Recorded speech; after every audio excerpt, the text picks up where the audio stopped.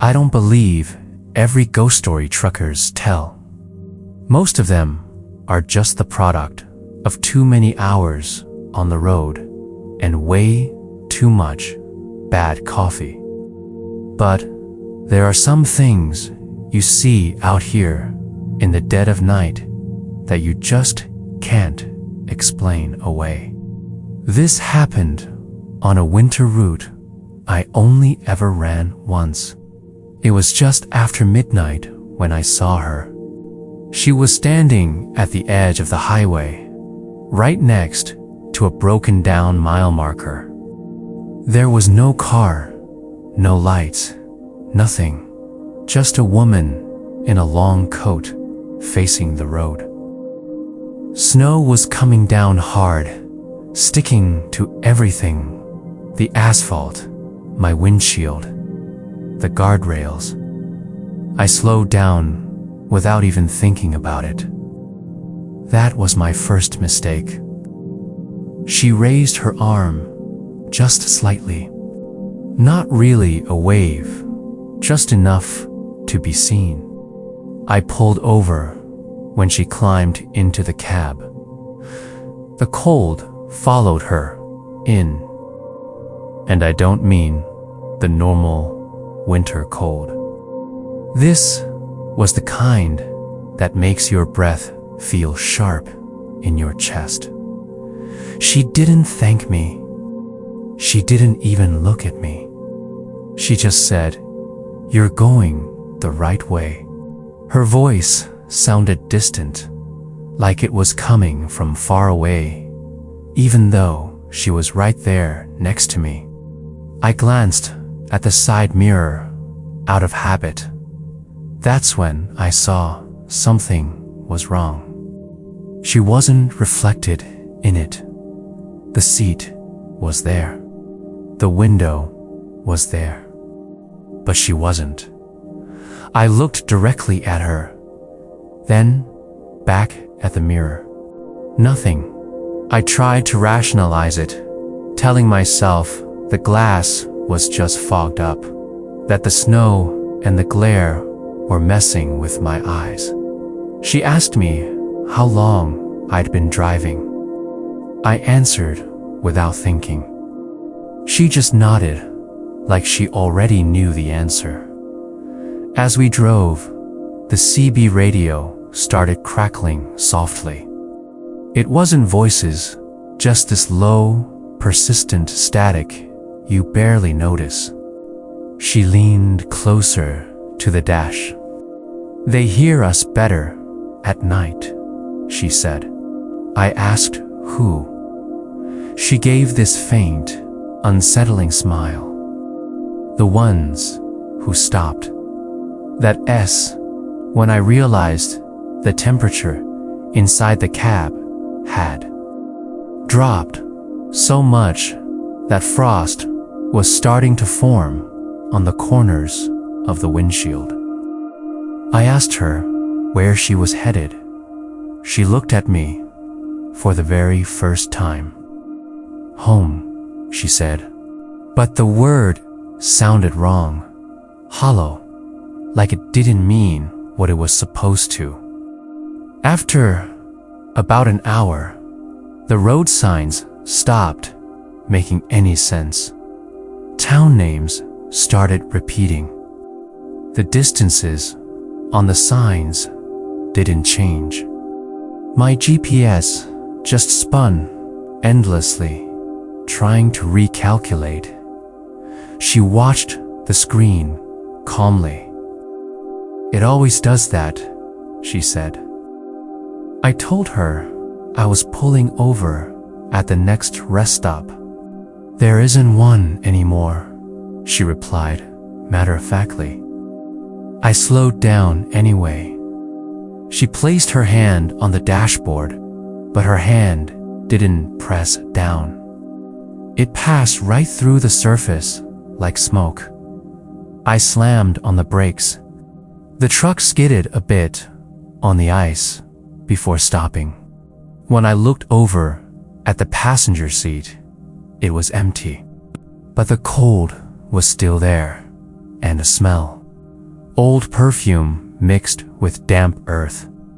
The radio crackled again, and her voice came through the speaker. "You were supposed to keep driving." I scrambled out of the cab so fast I nearly slipped on the ice. When I looked back at the truck, the passenger side window was completely covered in frost from the inside. And for a split second, a shape appeared, a handprint. At a diner later that morning, I asked the waitress about the road I'd been on. Her whole expression changed. She told me a woman had died on that stretch of road years ago, hit by a truck during a snowstorm. They said she kept hitching rides after she died. Drivers would pick her up, and then she'd just vanish. But sometimes, their trucks would be found abandoned days later, engines cold, doors wide open. The drivers were never found. I quit that route immediately. But once, months later, I was driving late at night and I checked my side mirror. Just for a second, I saw her sitting there, not reflected, showering me, smiling, and I understood something that still makes my hands shake. She doesn't want a ride. She wants someone to take her all the way home. Thanks for listening. Be safe out there, and don't forget to subscribe for more stories from the road.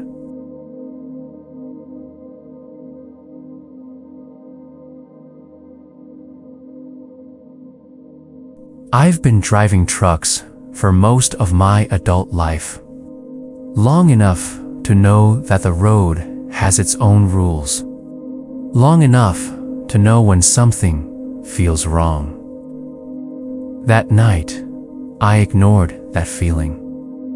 I was hauling freight eastbound, running a night route I'd driven dozens of times before.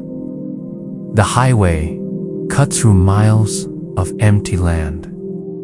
No towns, no exits for long stretches. Just darkness and reflectors flashing past like a slow heartbeat.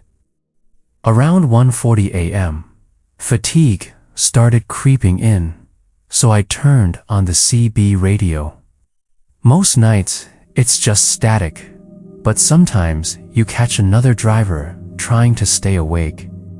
Static at first, then a voice. "Breaker 19, you still rolling?" I answered without thinking. "Eastbound." The voice paused, then said, "You're running late." That caught my attention. I hadn't mentioned my schedule. I asked him where he was located.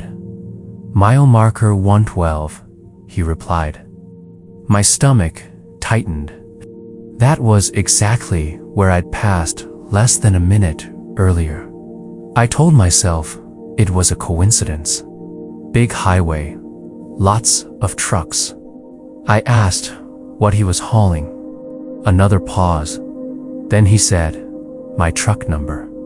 Not just the company name, the full identifier. Something only dispatch or another driver parked next to me earlier would know. I checked my mirrors. Empty road behind me. No headlights. No one pacing me. I asked how he knew that. His response came softly. "You told me already." I hadn't. I shut the CB off. The silence felt heavier than the static. 10 minutes later, the CB clicked back on by itself. Same voice. "You missed your stop." I told him to get off the channel. He laughed quietly. "You always say that."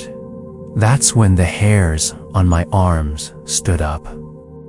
Because I'd said those exact words earlier that week to a completely different driver on a completely different route. I sped up. The road ahead felt longer than it should have been. That's when my headlight caught something on the shoulder.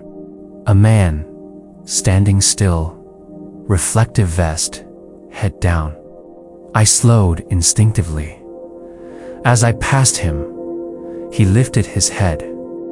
It was my face. Not distorted, not damaged, just me, watching. The CB crackled. You should have stopped. I didn't sleep the rest of the night. I don't remember falling asleep, but I woke up in the driver's seat. Daylight outside. For a moment, I thought it was over. Just exhaustion, a bad night. Then, I saw where I was. The truck stop was gone. No pumps, no building, no other trucks. Just an empty gravel lot surrounded by trees. My engine started immediately. The clock on my dashboard read 3:02 a.m. I checked my phone. No missed calls, no messages. But my driving log had updated itself. It showed my route ending at a location with no name. Just a blank line. I drove all day without stopping. When night came again, the fatigue returned faster than it should have. Around the same time, just after 3 a.m., my truck began slowing. Lights appeared ahead. Same yellow glow. Same truck stop. I hit the accelerator. The engine revved, but the speed didn't increase. The road curved gently, straight into the lot. I parked in the exact same spot. Inside the diner, the man was already there. Same booth, same cap. This time, he didn't wait for me to sit. You can keep driving, he said. Okay, but you'll always come back here. I asked him who he was. He looked at me carefully. I'm what's left, he said. I noticed something on the wall behind him. Photos, drivers, Polaroids, dozens of them, all sitting in the same booth, all looking exhausted. One of them was me. Taken from an angle that could only be inside the diner. I ran back to my truck. The engine wouldn't start. The CB crackled again. You don't remember the first time you stopped, my voice said. None of us do. I don't know how long I stayed there. I don't know how many times I left and came back. I only know this. I woke up one morning, parked on the shoulder of a real highway. My truck was there. My freight was delivered late. Dispatch blamed fatigue. They pulled me off the road, said I needed rest. That was years ago. I don't drive anymore, but sometimes, when I'm up late, I swear I smell old coffee, hear a chair scrape, and feel the road pulling me back toward a place that isn't on any map, waiting for me to finally stop driving.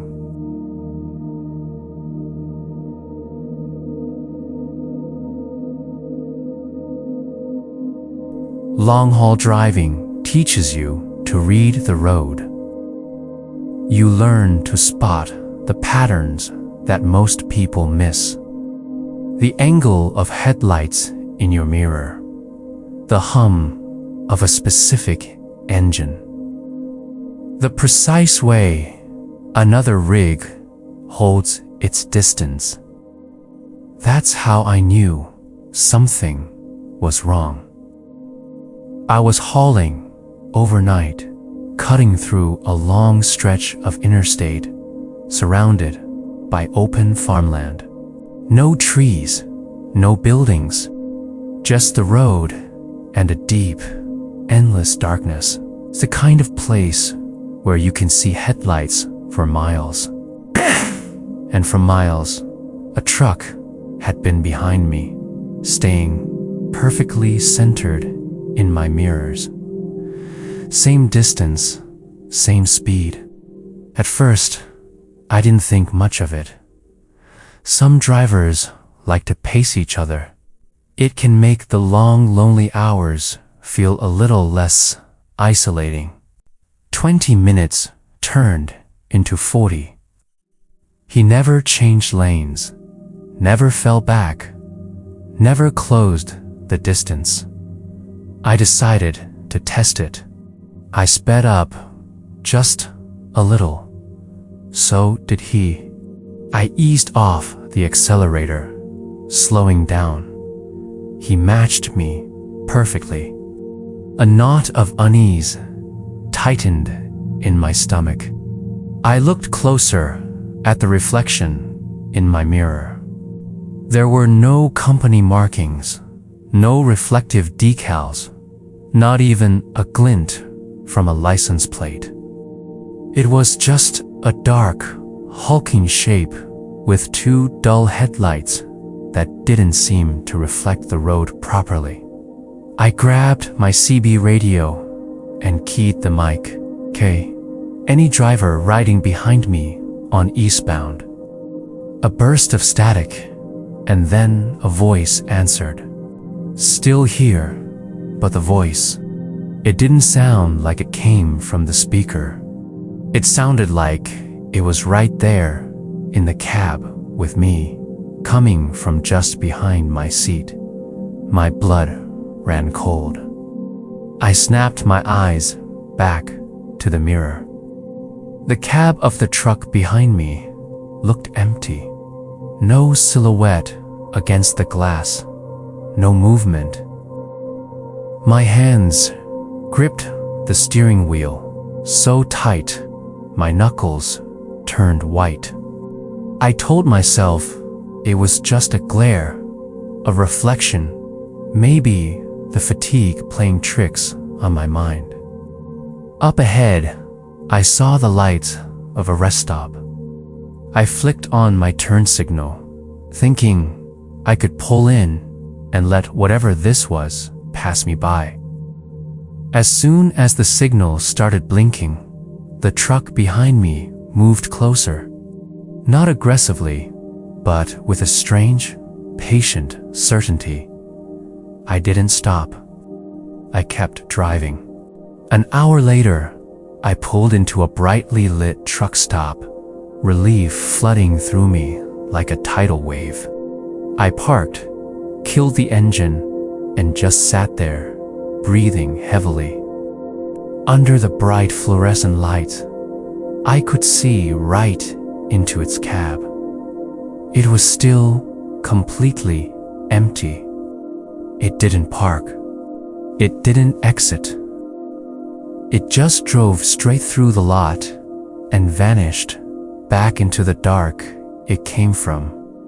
I didn't sleep that night. 2 nights later, I was on a different route, in a different state, and then I saw them. The same dull headlights appeared in my mirror, locking into the same exact distance. This time, I'd had enough. I pulled onto the shoulder and came to a full stop. The truck behind me stopped too. Its engine hummed. Its lights stayed on, but there was no other movement. We sat there in the silence for what felt like an eternity. Then, it slowly rolled forward and began to pass me. As it did, my CB crackled to life again. I slammed my foot on the accelerator and didn't slow down for hours. After that, I learned the rules. It only appeared at night on long, empty routes when I was alone, and it never, ever passed me unless I stopped first. Eventually, I just stopped checking my mirrors. I thought if I couldn't see it, I could pretend it wasn't there. But that just made it worse. I could still feel it, like a constant pressure, the feeling of being watched by something without eyes. One night, I glanced at my dashboard clock. It read 2:41 a.m. I drove for what felt like hours, but when I looked again, the time hadn't changed. 2:41 a.m. That's when I finally understood. I wasn't just being followed. I was stuck. I was moving forward, but I was never leaving that single moment in time. Just before dawn, I saw a way station lit up with cameras and lights. I pulled in, got out of my truck, and looked back down the road. There were no tire tracks behind me, none at all. The pavement was clean, as if nothing had ever been there. I quit long-haul driving not long after that. Now, I only drive during the day on busy roads and for short trips. A pair of headlights holding the same distance, the same perfect angle. And I know it's just waiting for the road to empty out again, because it never passes. It just stays right behind me. Thank you for watching. If you have a story like this, share it in the comments below. And don't forget to follow for more.